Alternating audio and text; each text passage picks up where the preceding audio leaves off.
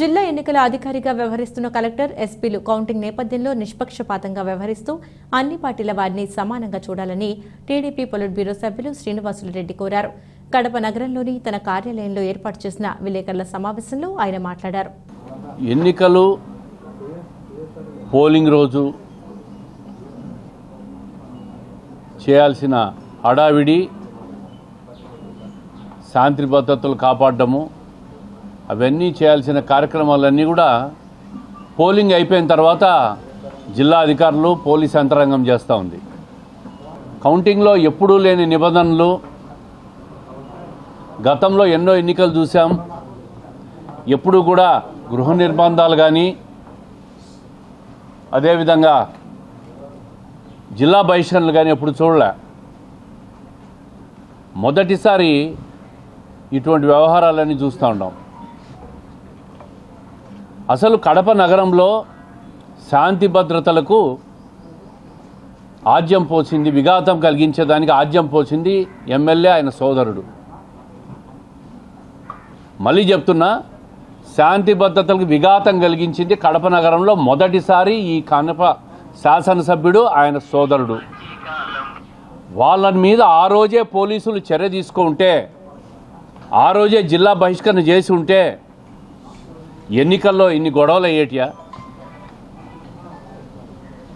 ఓపెన్గా వచ్చి స్థానిక ఎమ్మెల్యే, ఆయన అల్లుడు, ఆయన తమ్ముడు గౌస్ నగర్లో బళ్ళెక్కి రాళ్ళు వేస్తా ఛాలెంజ్లు చేస్తూ ఉంటే పోలీసులు బాబు అని అడుక్కుంటూ ఉన్నారు కొంతమంది.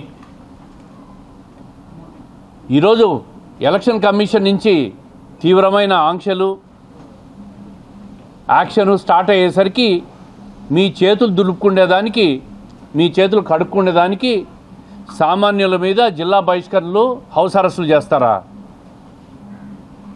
అందరినీ సమానంగా చూడండి, అన్ని పార్టీలను అని చెప్పి అడుగుతా ఉండ పోలీసులు. నేను తెలుగుదేశం పార్టీలో ఏజెంట్గా కూర్చున్న వాళ్ళను, క్లస్టర్ ఇన్ఛార్జులను, యాక్టివ్గా పార్టీ కోసం పనిచేసిన వాళ్ళందరినీ కూడా జిల్లా బహిష్కరణ చేస్తారా? హౌస్ అరెస్టులు చేస్తారా? కౌంటింగ్ ఏజెంట్లకు పాసులు ఇవ్వరా? ఇది ఎక్కడ అన్యాయం? ఇది జిల్లా కలెక్టర్కు, జిల్లా ఎస్పీ కూడా విజ్ఞప్తి చేస్తూ ఉన్నాం, నిష్పక్షపాతంగా మీరు వ్యవహరించండి. అసలు శాంతి భద్రతలకు విఘాతం కలిగించడానికి, ప్రమాదంలో పడేదానికి సూత్రధారి ఎమ్మెల్యే తమ్ముడు. అతన్ని మొట్టమొదటి జిల్లా బహిష్కరణ చేసిన తర్వాత మీరు మిగతా వాళ్ళ మీద చర్యలు తీసుకోండి. అది చెయ్యకుండా అతను క్యాండిడేట్ అంట, ఒకటే ఇంట్లో ఉంటారు అన్నదమ్ములు ఇద్దరు, ఒకరు వైఎస్ఆర్ కాంగ్రెస్ పార్టీ క్యాండిడేట్, ఒకరు ఇండిపెండెంట్ క్యాండిడేట్. ఒకటే ఇంట్లో ఉంటారు, ఒకటే కంచంలో భోజనం చేస్తారు, ప్రచారం అన్నకు చేస్తాడు, ఆయనకు ఇండిపెండెంట్ క్యాండిడేట్ అని సపరేట్ ప్రివిలేజెసా? జిల్లా ఎన్నికల అధికారికి డిస్క్రిషన్ పవర్స్ ఉన్నాయి, ఎవరికి ఇవ్వాలా ఎవరికి ఇవ్వకూడదు అని.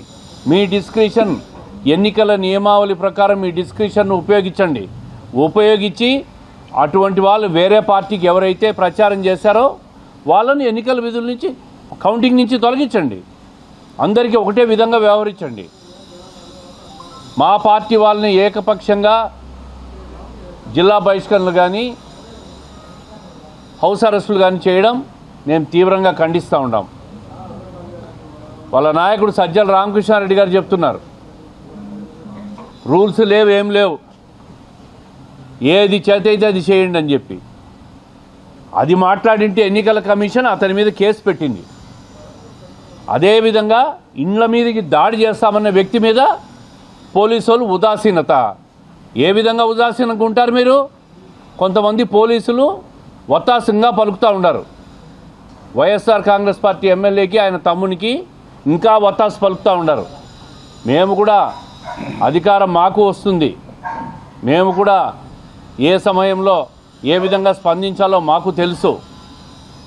మళ్ళీ ఇప్పటికైనా చెప్తున్నాం, జిల్లా ఎస్పీకి, జిల్లా కలెక్టర్ కూడా ఏకపక్షంగా వ్యవహరించొద్దండి. ఎవరైతే ఇంకొక క్యాండిడేట్కి అనుకూలంగా పనిచేశారో అటువంటి వ్యక్తులను రానివ్వద్దు, వాళ్ళకి పాసులు ఇవ్వద్దు, కౌంటింగ్ రానివ్వద్దు.